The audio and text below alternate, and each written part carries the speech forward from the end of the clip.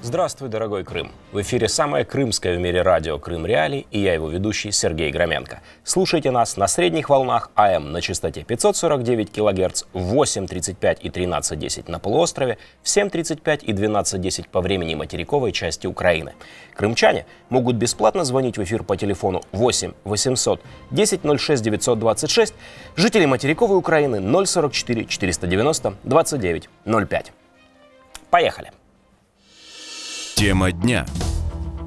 Сегодня нашей гостьей будет Эльмира Аблялимова, экс-директор Бахчисарайского историко-культурного заповедника и супруга бывшего, к счастью, политзаключенного, заместителя председателя Меджлиса крымско-татарского народа Ахтема Чейгоза, который, справедливости ради, конечно, надо сказать, не считает себя окончательно освобожденным. Эльмира, здравствуйте. Здравствуйте. Начнем мы, пожалуй, с таких вопросов, которые связаны с теми семьями настоящих, нынешних политзаключенных, которым не так повезло и которые по-прежнему удерживаются российскими властями на полуострове или вне его. Расскажите, пожалуйста, о том, знаете ли вы, как происходит вот эта вот поддержка, это взаимодействие между теми крымскими татарами и не крымскими татарами, сочувствующими им, как семьи помогают друг другу выстоять, выдержать, как они совместно борются, как происходит там разъяснение детям, особенно маленьким, чьих отцов, чьих братьев старших забирают центры по противодействию экстремизму, забирают, может быть, под другими предлогами, потому что мы имеем, в общем-то, представление со стороны правозащитников, мы имеем дело с комментариями официальными российских властей на полуострове. А вот как это выглядит именно изнутри? Спасибо, Сергей. Но я сначала хочу сказать о том, что мы совершенно не обособляем себя от тех семей, которые сейчас находятся в Крыму. Мы часть их, мы такие же, как они. Был такой момент, когда Ахтему в СИЗО звонила журналистка с Киева и говорила: как вы, Ахтем ага, как вы себя чувствуете? И он говорил: вы знаете, мне повезло, я дышу своим воздухом. Так вот сейчас, находясь здесь в Киеве, мы не чувствуем себя дома. И мы будем, Ахтем всегда говорит, он будет свободен тогда, когда мы вернемся к себе домой. Поэтому нам, безусловно, легче, чем тем семьям, которые находятся сейчас в Крыму под этим давлением и прессом. Безусловно, легче. Но нам будет хорошо тогда, когда мы вернемся в Крым. Что касается крымской солидарности, было организовано такое объединение, в которое входили изначально семьи всех фигурантов по делу 26 февраля, потом к нему стали присоединяться фигуранты, вот не хочу я называть дело Хизбут Тахрир, потому что, как кажется мне, это навязанная такая нам точка зрения. Это, скажем, вторая волна активистов, которые сейчас активны в Крыму. Сначала российская власть депортировала основных лидеров, потом она посадила наиболее активных его лидеров в тюрьму. И вот следующий этап идет вот та активная прослойка людей, которые пытаются сопротивляться сегодняшней ситуации в Крыму. И навязывает миру и нам, в том числе, такую позицию, что они являются членами организации Хизбут Тахрир. Поэтому вот я даже не знаю, как категорию нам, скажем так, людей, соблюдающих ислам, да, наверное, мы так их назовем. Это объединение, оно на самом деле носит достаточно широкий характер, потому что вот эта организация Безимбаллар, которая взяла на себя функцию помощи, оказания помощи этим семьям и детям, она подключила к этой работе практически все крымско-татарское население, все свободное сообщество Крыма, я так их могу назвать, граждан Украины, разных национальностей они могут быть. И это на самом деле удивительный феномен. Я могу привести такой пример, что семье Али Асанова, одного из фигурантов дела 26 февраля, помогала семья из Севастополя. Она занималась там такой координационной деятельностью среди всех граждан Украины, которые проживают в Севастополе. И они взяли такое шефство над этой семьей. И они помогали им вещами, помогали им ремонтировать детские комнаты. И это были люди не крымско-татарской национальности. Как мне кажется, это очень такой хороший, вот в этой тяжелой ситуации, очень хороший пример, как мы должны друг к другу относиться сейчас, какой у нас есть путь выхода в единении, да, как мы должны помогать друг другу, и как мы в дальнейшем должны относиться друг к другу. Ну, а что касается детей, конечно, это очень сложный вопрос. Я совсем недавно рассматривала, на мой взгляд, такое очень тяжелое трагическое видео, когда сын Эмир Усейна Куку дает комментарии о происходящем судебном заседании. Да? Ребенок, который должен еще играть, совершенно не думать о каких-то таких сложных вещах, для этого у него есть мама и папа, да, вынужден очень серьезно осознавать и делать оценки в таком вот маленьком возрасте. Наши дети очень быстро повзрослели. И, как мне кажется, они очень хорошо понимают, что правда, а что ложь. Как они очень хорошо умеют оценивать, правильно оценивать эту ситуацию. Конечно,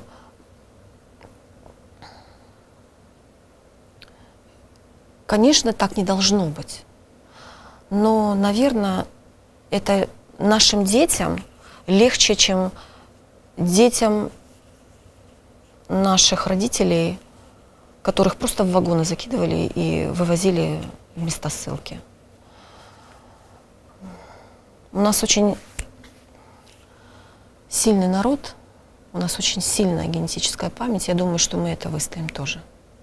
Знаете, в советское время, это будет довольно тяжелый вопрос, приготовьтесь, в советское время был распространен такой феномен, если можно его, конечно, назвать феноменом, как переход на другую сторону улицы. Многие диссиденты, многие политзаключенные, бывшие, настоящие, вспоминали, что когда на них обрушивалась вот эта вот советская репрессивная модель, советская машина, то многие знакомые, очень многие, если не большинство, начинали просто переходить на другую сторону улицы при встрече, переставали замечать. Лев Гумилев даже об этом говорил так, что как будто бы у них, у КГБшников, есть такое волшебное слово, и вот они его произносят, и бывших друзей и знакомых просто как отрезает. И поскольку Крым находится под оккупацией уже 3 года, больше 3,5 лет, все-таки, наверное, такой эффект мог бы и должен был проявиться. Расскажите, пожалуйста, встречались ли вы, сталкивались ли вы с такими ситуациями, когда, наоборот, вместо поддержки вы встречаете среди бывших знакомых, бывших коллег недопонимание, когда вы встречаете активную враждебность, когда вам говорят, ну вы сами виноваты, не надо было выходить на митинги, не надо было там участвовать в религиозных движениях, или когда просто с вами перестают общаться? Ну, конечно, было разное. Конечно, было разное. И буквально вот те слова, которые вы произносили, я их слышала, но в большей массе это была поддержка. Я хочу сказать, что да, действительно, советская машина работала очень жестко. Но были такие, как Андрей Сахаров, которые могли противостоять ей. В тот период мало кто его понимал, да? Может быть, где-то не публично, но понимали. Но такие люди, как они нас всегда двигали к прогрессу, скажем так. Поэтому в нашей ситуации я больше встречала поддержки. Были такие случаи, но они были не так многочисленны, скажем так. Я для себя их относила как... Я для себя делала всегда такой вывод, что, наверное, так и должно было произойти. И хорошо, что это произошло именно в такой момент. Потому что гораздо хуже, когда происходит еще большее сближение, а по каким-то основным принципам вы с человеком совершенно не подходите друг к другу. Поэтому я всегда это воспринимала достаточно нормально, позитивно. Все люди разные, все по-разному могут реагировать на то или иное давление. Не все могут быть героями. Поэтому здесь очень, очень тонкая, понимаете, очень тонкая такая вот, вы правильно сказали, сложная такая материя. Не все могут противостоять, не все могут выражать открыто свою точку зрения, но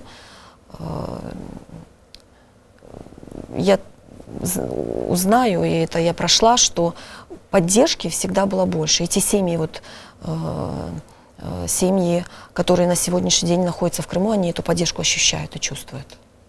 Во время похорон Виджие Кашка, погибшей в ходе, а может быть даже и в результате непосредственно операции российских силовиков в Крыму, имел место инцидент, когда одного из деятелей крымско-татарского движения, не могу говорить национального, но, скажем так, административного, просто фактически изгнали, потому что обвинив его в коллаборационизме.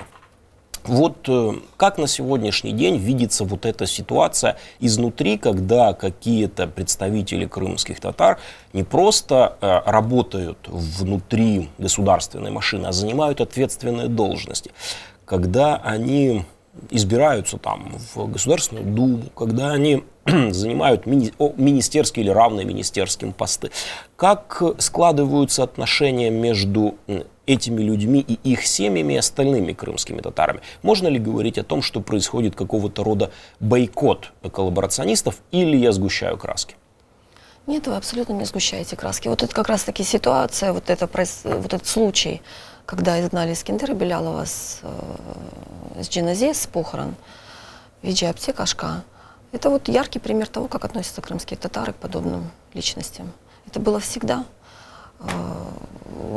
Вы знаете, вот моя бабушка рассказывала такой случай, когда какой-то человек осуществлял действия, которые вредили его народу, его месту проживания, где он находился, его просто изгоняли. Изгоняли, и за ним шел такой шлейф нехорошей молвы. Что это за человек? И вот этот шлейф молвы, он касался не только его одного, он касался его детей. Когда вот, например, простые разговоры происходят в доме, так, чей это сын? А, это же сын вот того человека, который там вот так вот себя некрасиво повел. Это вот характерная для крымских татар такая вот ментальная особенность. Поэтому это вполне естественно.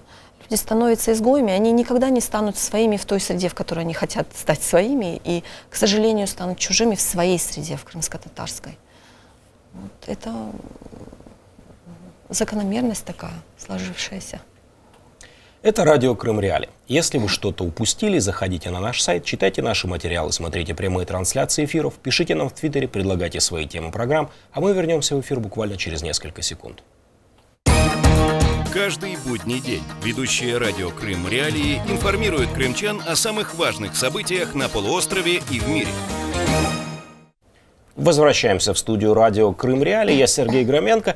Мы ведем разговор о том, как выглядит ситуация с крымскими татарами, крымско-татарским национальным движением, крымско-татарской исторической памятью на полуострове. Напомню, что у нас в гостях Эльмира Аблялимова. Эльмира, вы были директором Бахчисарайского историко-культурного... Достаточно короткий промежуток. Тем не менее, это, можно сказать, в структуре национальной памяти крымских татар самое важное звено. Невозможно себе представить историю и культуру этого народа без Бахчисарайского дворца. И поэтому, конечно, не может, я абсолютно уверен, что вас не может не волновать ситуация, которая складывается сейчас вокруг этого памятника культуры и истории. У нас есть свидетельство, что реставрация, которую российские власти организовали, нельзя назвать реставрацией, она на самом деле похожа на вандализм. И мы уже посвящали несколько программ этому вопросу. И, может быть, есть у вас какие-нибудь новые сведения о том, что сейчас происходит, а также, если можете, предположите, почему это происходит. Почему вместо того, чтобы собрать группу из крымских реставраторов, у которых душа будет болеть за свое собственное наследие, почему отдают это на откуп строительным фирмам, которые не имеют отношения ни к Крыму, ни к истории? Действительно, за этот объект болит душа на самом деле. Для крымских татар Ханский дворец – это символ нашей государственности. Наверное, единственное, что сохранилось вот в том виде, в котором она на сегодняшний день есть. Конечно, он не аутентичен, он не в том виде, в котором он был при ханах. Определенные ремонты после первой аннексии России, потом в XIX веке, в XVIII веке, они изменяли его внешний вид, где-то ухудшали. Но как единственный образец крымско-татарской дворцовой архитектуры, как единственный памятник дворцовой архитектуры династии Чингизидов, безусловно, этот памятник для нас имеет очень огромное значение, символичное значение. Насколько мне известно, на сегодняшний день там проводится, нельзя назвать это реставрацией, это ремонтные работы на кровле Большой ханской мечети. И после этого, я так предполагаю, что они перейдут к главному корпусу. Ханский дворец давно уже нуждался в ремонте, очень давно. И эти работы нужно было проводить, наверное, еще в начале 2000-х годов, чтобы не привести вот к подобным последствиям. Насколько мне известно, тендер был проведен по процедуре закупки у единственного поставщика. Здесь может быть два варианта. Либо потому что деньги были даны достаточно в поздний период, и чтобы уйти от длительной процедуры закупки, они принимают эту процедуру. Либо они просто прикрываются таким термином, как противоаварийные работы, и применяют эту процедуру для того, чтобы выбрать того подрядчика, которого нужно было выбрать для выполнения этих работ. Atto Group, действительно, если мы зайдем на сайт компании Atto Group, она совершенно никогда не занималась вопросами реставрации. И передает на субподряд работы по кровле Большой ханской мечети очень известной, в кавычках, известной компании «Керамет», руководителем которой на сегодняшний день является госпожа Ивашкина, молодая женщина, и не знаю, насколько у нее есть опыт работы в строительных работах, в реставрационных. Но исходя из того, что мы видим на фотографиях, безусловно, работы проводятся с нарушением всех принципов работы на подобных объектах, на объектах культурного наследия. Если забутовка лежит просто какими-то грудами камней у стен ханской мечети, если аутентичные балки распиливаются, снимаются и распиливаются, и неизвестно, что с ними дальше будет. Если аутентичная черепица, покрытая глазурью, она просто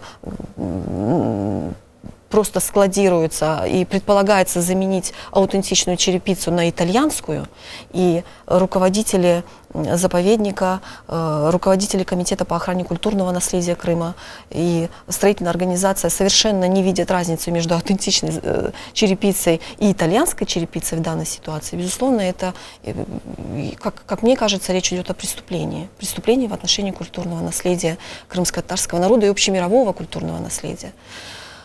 Почему это происходит? Ну, наверное, с одной стороны, кто-то хочет очень хорошо заработать денег, я так думаю, потому что все, что связано с тендерами, вот эти большие скандалы в России относительно проведения реставрационных работ на больших культурных объектах и коррупционные схемы, созданные в этом, наверное, какая-то доля, причина в этом тоже есть. Но, как мне кажется, причина лежит гораздо глубже, гораздо глубже. Дело в том, что вот этот тезис «Крым наш», его сейчас нужно подтвердить какими-то историческими фактами, да? Изменить вот эту историографическую парадигму и создать образ нового крымчанина. Да? Вот такие памятники крымско-татарской культуры, какие как Ханский дворец и иные объекты, связанные с Золотой Ордой, они, как мне кажется, очень просто и легко развенчивают этот миф, что Крым был русским всегда. Был большой промежуток исторический промежуток, когда Крым не был российским, не был русским. И мне кажется, вот как раз-таки то, что мы сейчас видим, это такое изменение исторической памяти. Ведь то, что разрушается, это не просто там камень, балки, черепица или какие-то там строительные элементы. Это национальная память, это национальное самосознание нас, наше этническое внутреннее содержание. И поэтому сейчас, вот стирая вот такие вот вещи и изменяя в перспективе в будущих поколениях, как себя будет видеть народ на этой территории, вот происходят вот такие вот серьезные трансформации. Вот мне кажется, вот в этом причина. Но, знаете, вот Россия не действует, она как-то креативно, по-новому. Каждая аннексия 1783 года и последующие ремонты, изменения Ханского дворца, они тоже они проходили на самом деле. И всем известный факт, когда к приезду Екатерины, к трехдневному ее пребыванию в Бахчисарайском дворце, был полностью перестроен, да, Ханский дворец. И Потемкин, когда пришел в Ханский дворец, он не совсем понимал вот эти классические крымско-татарские интерьеры. Казалось, что на манер российских чиновников не хватало роскоши, да, и к приезду Екатерины они позолотили там какие-то потолки, изменили росписи, они перестроили дворец, перенесли знаменитый фонтан слез из Диляра Бекетча во внутренний дворик перестроили. И мы знаем известные факты разрушения ханского архитектором Колодиным, когда унтер-офицер Дорофеев сам перекрашивал росписи, и это, безусловно, вредило ханскому. То есть сейчас идет такой некий второй этап разрушения культурного наследия. И мы сейчас должны приложить максимум усилий для того, чтобы это остановить и не допустить подобного отношения к другим объектам культурного наследия Крыма.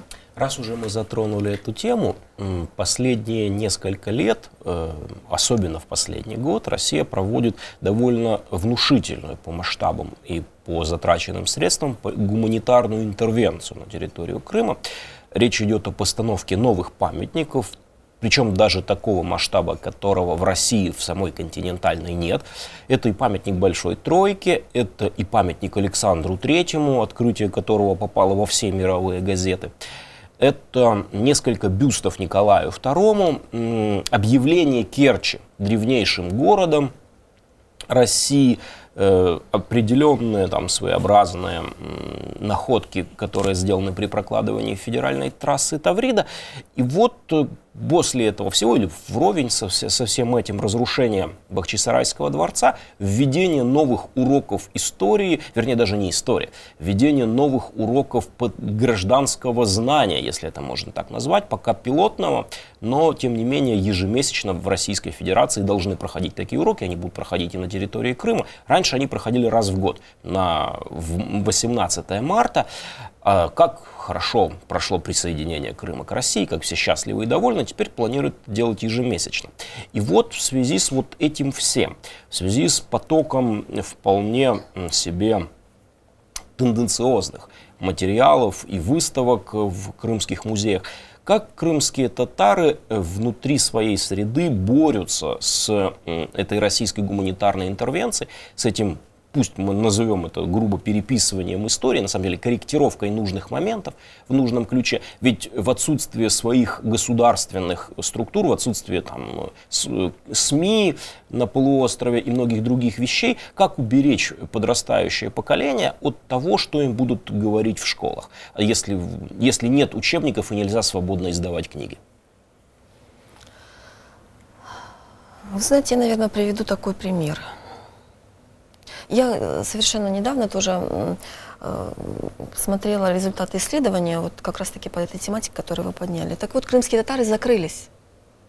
Они закрылись в своей среде, каждый в своей семье. Вот аналогичная ситуация была в период депортации, да? Вот это клеймо предателя народа, оно ведь было практически на всех. Но мы внутри своих семьях, родители, рассказывали правду своим детям. И с этой правдой мы выходили во внешний мир. Вот такой пример из моей личной жизни. Значит, период... Ну, я так уже, конечно, не очень хорошо вспомню год, но это как раз был период, я училась в школе, и умер один из генеральных секретарей, Брежнев. И нас со школы была такая практика, нас отправляли домой, в школе была там линейка, посвященная этому трагическому событию, и нас отправляли домой, чтобы мы наблюдали всевозможные, и вы это вспомните, как, значит, на Красной площади происходят похороны очередного генерального секретаря. И вот я прихожу домой, у нас дома, значит, готовится плов, значит, праздник, И моя бабушка пытается сделать так, чтобы из соседей никто этого не видел. То есть вот мы жили, вот практически каждая крымско-татарская семья жила вот в таком вот внутреннем своем мире, в котором детям рассказывалась правда. Нам рассказывали о прекрасном Крыме. В моем понимании Крым был каким-то вот, ну, безумно прекрасным райским местом на земле. И когда я приехала с семьей, возвратилась после депортации, да, я родилась уже в депортации, моя мама родилась в депортации на Урале, мы приехали в Крым, в Бахчисарай, у меня был такой некий диссонанс того, что я себе представляла, моих представлений о Крыме и того, что я увидела, да, но прожив там какое-то время и сопоставив мои воспоминания, рассказы об этой территории, о том, что я вижу на самом деле, мы настолько врастаем в эту землю, в эту историю. Видимо, у меня складывается такое ощущение, что вот Крым ждал нас, мы как дети этой земли, он нас ждал, мы впитали все то, что там было в себе. Поэтому для крымских татар я не думаю, что это есть какая-то проблема. Мы пережили очень серьезный этап с этим клеймом «предатель» и пережили достаточно достойно. Я думаю, что и с этим мы справимся, учитывая, что сейчас все-таки мир не настолько закрыт. Если мы берем период 40-е, 50-е годы, да, прошлого столетия, то тогда не было системы интернет, были газеты, телевидение, работала машина идеологическая очень сильно, мощно. То сейчас у нас есть система интернет, есть кабельное телевидение, мы можем видеть источники, брать информацию из тех источников, из которых мы сможем видеть. Другое дело, что вот, как мне кажется, сейчас это очень большая проблема, что вот если в период Советского Союза, Советский Союз навязывал стереотип, образ советского человека, да, сейчас вот эту вот тенденцию Россия тоже навязывает своим жителям.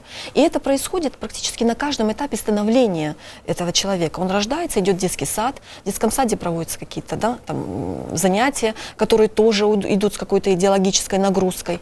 Затем ребенок идет в школу, там, тоже идет определенная идеологическая нагрузка, институт и так далее, и так далее. Вот как с этим бороться и как потом, после деоккупации Крыма, какие применять методы, механизмы, какие применять инструменты для того, чтобы развенчивать все то, что, а может быть, сейчас уже необходимо это делать, то, что сейчас навязывается жителям Крыма, да, гражданам Украины в Крыму и на Донбассе, на тех территориях. Вот над этим, мне кажется, сейчас должны работать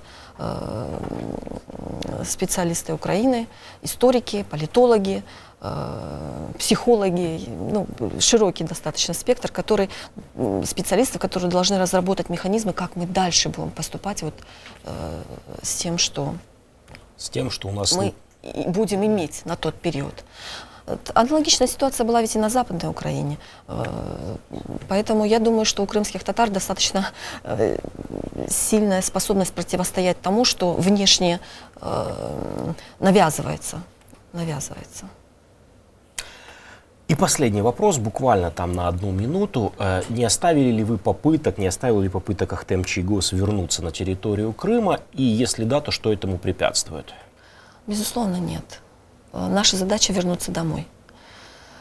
На сегодняшний день наши адвокаты вместе с адвокатами Эльмира Рустемовича Умерова направили запросы соответствующие. И мы получили ответ, что предоставить информацию об указе президента, который, что это произошло на самом деле, да, помилование, освобождение. Вот предоставить нам документ, указ президента Украины об освобождении этих двух... Президента России, да, прошу прощения, об освобождении этих личностей. Нам пришел ответ, что предоставить данные не представляется возможным. Но в отличие от Эльмира Рустемовича у нас есть на руках документ, это справка об освобождении Ахтема с СИЗО, где есть такая фраза, что он освобожден по месту его фактического проживания, то есть города Бахчисарай, улица Достук, 46. И вот эта справка, сейчас юристы вместе с Ахтемом готовят тактику использования этих справок и для того, чтобы мы могли как можно быстрее вернуться на территорию Крыма. Что ж, большое вам спасибо за ваш рассказ. Напомню нашим слушателям, что с нами на связи в нашей студии была Эльмира Аблялимова, жена заместителя председателя Меджлиса крымско-татарского народа Ахтема Чийгоза, экс-директор Бахчисарайского историко-культурного заповедника. Это радио Крым Реалии. С вами был Сергей Громенко. Ни в коем случае не переключайтесь.